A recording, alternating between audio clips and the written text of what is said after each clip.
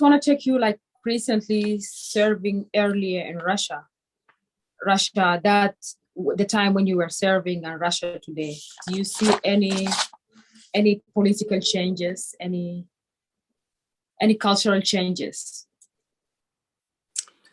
Well, if you bring up Russia, I mean, for good or bad reasons, and I'm not going to judge, the United States has basically denuclearized to a vast degree its nuclear arsenal. It has decreased its nuclear arsenal vastly. Russia, in the meantime, has been increasing its nuclear arsenal. Russia is now by far the largest nuclear power in the world.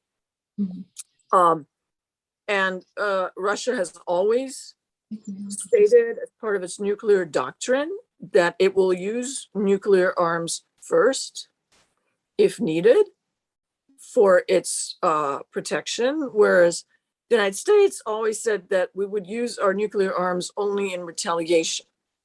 So this is a big difference. So at this point, now that we are basically nuclearly relatively weak, relatively to Russia, not relatively to, Bolivia, but relatively to Russia, we are weak. I would advise anyone who is inclined to have a war with Russia to be very, very careful, because they've always said the nuclear pistol is on the table. We can act first, and they might.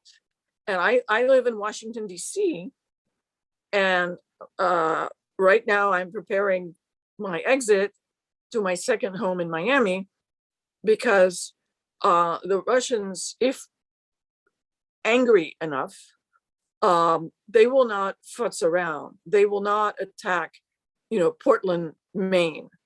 They will attack Washington, D.C. and New York City for sure.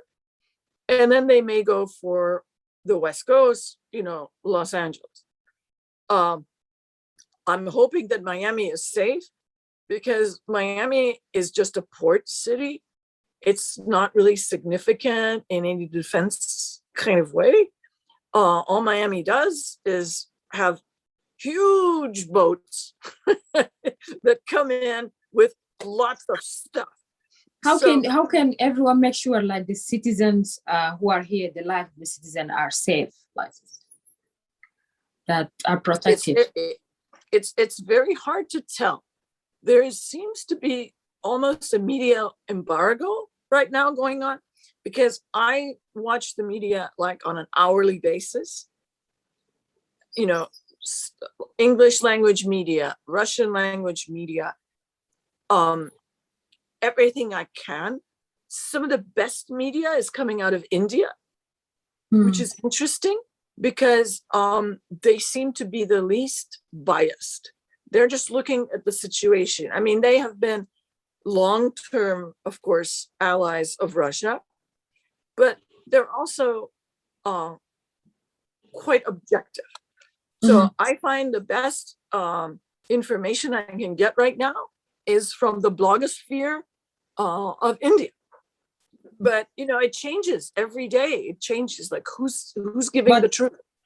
Do you think that the media have done a good coverage on this case of Russia?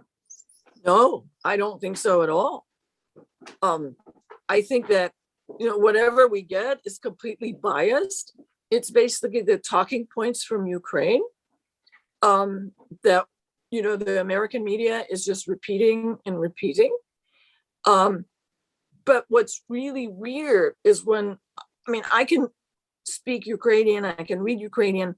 What's really weird is when I try to get into Ukrainian media, I can't even get into it. So, the only other media I can get to that is close to Ukraine is Polish. I also speak Polish, of course.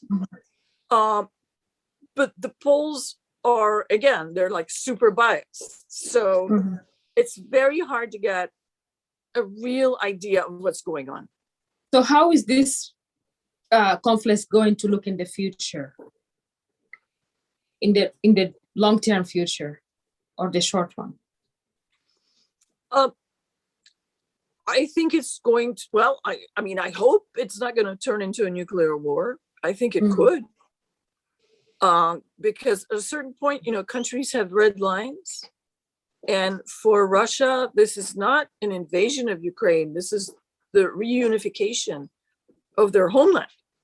Because if you look in the past, the name of Russia was Kiev and Rus. Kiev, Rus. That's Kiev is where Russia got its start. And then, of course, you know, many years later, Joseph Stalin, who is guilty of a myriad human rights abuses, you know, he carved out, you know, present day Ukraine out of Western Ukraine, which was historically part of Poland and was Catholic, and spoke a different dialect. And then Eastern Ukraine, including Kiev, which was Orthodox and spoke Russian. And he made them together because he wanted them to fight each other so they could not fight Moscow. And when I was working for many years, traveling throughout Africa, I saw the same thing, that the British mainly and the French, they would create these artificial countries or colonies at that time of tribes that hated each other because they wanted the people to hate each other so they wouldn't hate the colonial power. So this is a tried and true experiment where you put people together who don't belong together. So they're fighting each other, but they are not strong enough to fight you. So do you think that these countries, Russia and Ukraine, are in a need of a new leader to be in power? Well, I think that there should be a velvet divorce. I mean, Czechoslovakia was the wisest of the countries of the former Soviet Union. They said to each other, the Czechs and the Slovaks, they said, you know, we hate you. We really hate you, but we don't want to kill you. We just want to create two new countries. And they negotiated very peacefully. You know, nobody was killed. And now we have two countries that I believe are much happier by being apart. You know, the Czechs are the Czechs and the Slovaks are the Slovaks. So what my prescription, so to speak, for Ukraine would be, go back to where you were. Western Ukraine is Western. So create your own state. And Eastern Ukraine is basically Russian. Or, you know, you can call it whatever you want, but Russian inspired. Create your own state. Just don't kill each other. That's what hurts me so much, because I used to go to Ukraine all the time as when I was a diplomat.